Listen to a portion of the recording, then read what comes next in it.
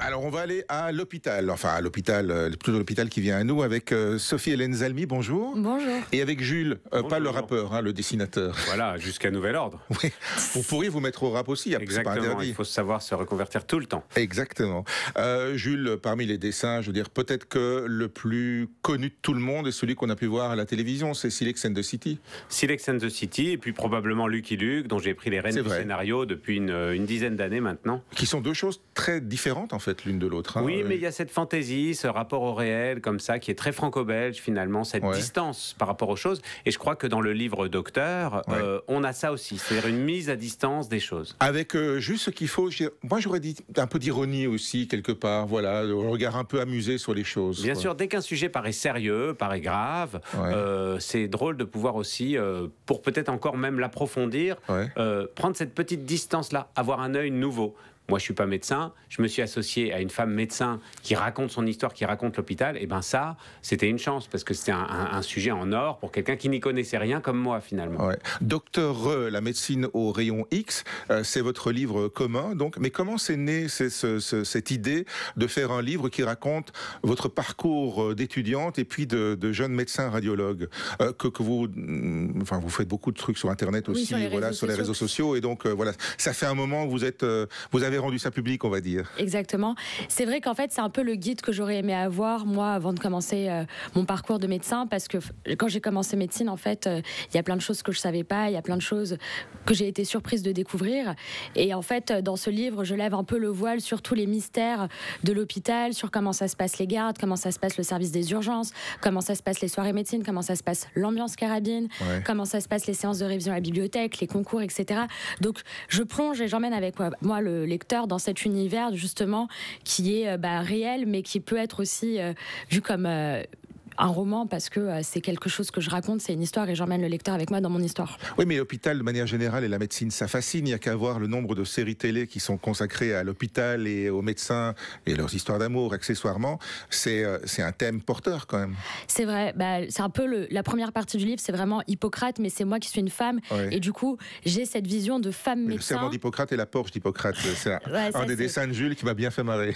Très stylé ce dessin, mais c'est vrai que une femme médecin qui raconte sous son prisme de femme médecin comment elle a vécu justement cet univers qui est un peu sexiste, qui est un peu machiste, un peu misogyne, et ça avait jamais été fait. Et moi, c'est ce que j'ai voulu aussi montrer et dénoncer parfois dans ce livre, parce que justement, c'est des choses qui m'ont marquée et auxquelles je n'étais pas prête en fait. Ouais, ce sont des études difficiles, ça je pense que tout le monde le sait, elles sont longues. Alors dans le livre, je crois que tous les gens qui s'intéressent de près ou de loin à la médecine, ou celles et ceux qui voudraient faire médecine, même si c'est un livre français avec des références d'organismes français, la manière dont ça se passe, grosso modo, elle est la même partout. Hein. C'est universel. Oui, de toute façon, on est confronté à des malades, on est confronté à la mort, on est confronté aux maladies, on est confronté à la pression. On est confronté au choix de service dans lequel on va évoluer au concours, aussi. Au concours. Au choix de spécialité.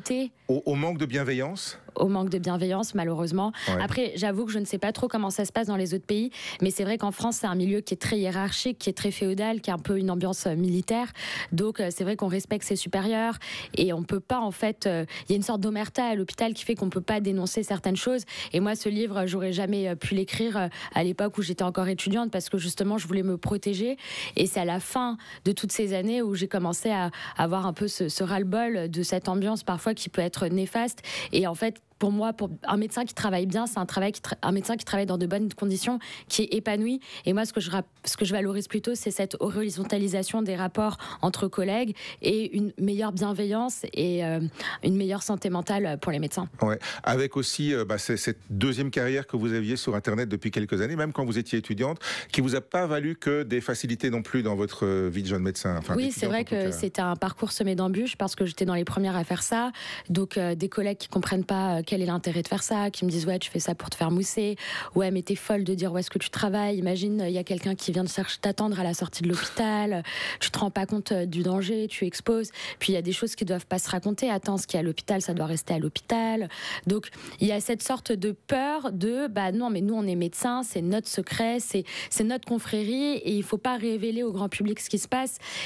Et c'est vrai que j'ai eu envie un peu de briser tous ces tabous et de casser les codes et de parler sans filtre filtre dans ce livre. Et puis ça permet de parler aussi justement au grand public et pas seulement au microcosme médical. Moi, c'est comme ça que j'ai connu Sophie Hélène. Hein. C'est via ses publications. Je suivais son compte Instagram The French Radiologist et j'étais passionné parce qu'en béotien, quand on connaît rien à la médecine, bah justement parler de cas concrets, d'histoires qui se passaient, etc. Ça me fascinait, ça me passionnait comme un feuilleton. Et puis quand un peu par hasard, par un ami commun, on s'est rencontrés et qu'elle m'a parlé de cette envie de faire un livre, on s'est associés tout de suite. Mais moi, effectivement, j'ai vu que sa démarche de médecin, en fait, pour parler au plus grand nombre, était vachement bien.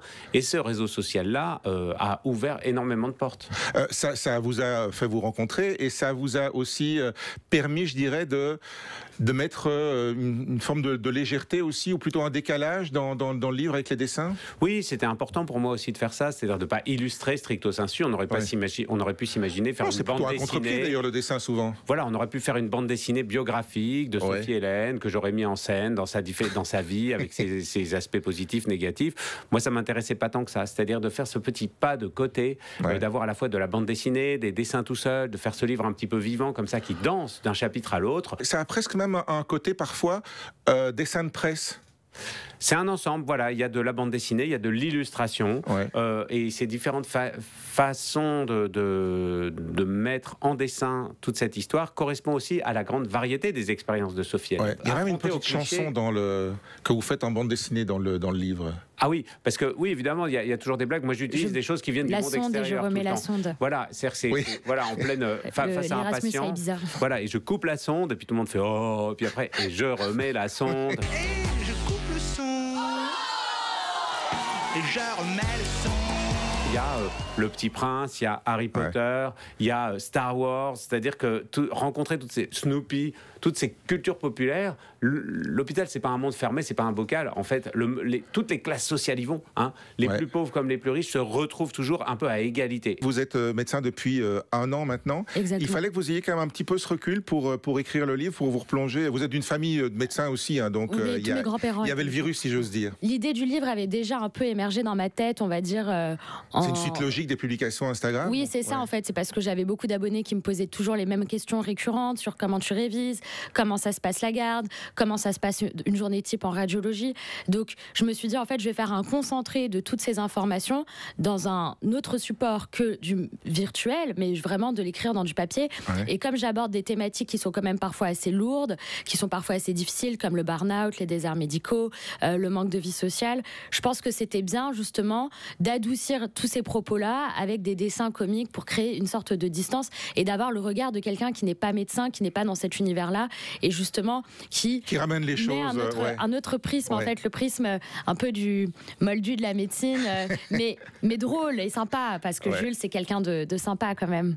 Vous, Jules, l'actualité au-delà de ce livre Docteur, donc qui vient de sortir, c'est Silex and the City qui arrivera au cinéma bientôt. Eh bien oui, c'est ça. Là, on était en sélection officielle à Cannes avec le film Silex and the City. Hein. Il y a eu 9 tomes de la bande dessinée, il y a eu de nombreuses saisons du dessin animé, et là, le 11 septembre, ça sortira dans les salles de cinéma, en même temps que le tome 10 de l'album d'ailleurs, donc il va y avoir un petit moment paléolithique bientôt qui s'approche à l'horizon. Pas mal, il n'y a plus qu'à patienter encore un petit peu, on peut patienter en lisant Docteur. C'est indispensable. Exactement, merci à tous les deux. Sans ordonnance. Sans ordonnance, voilà. Et ça fait du bien.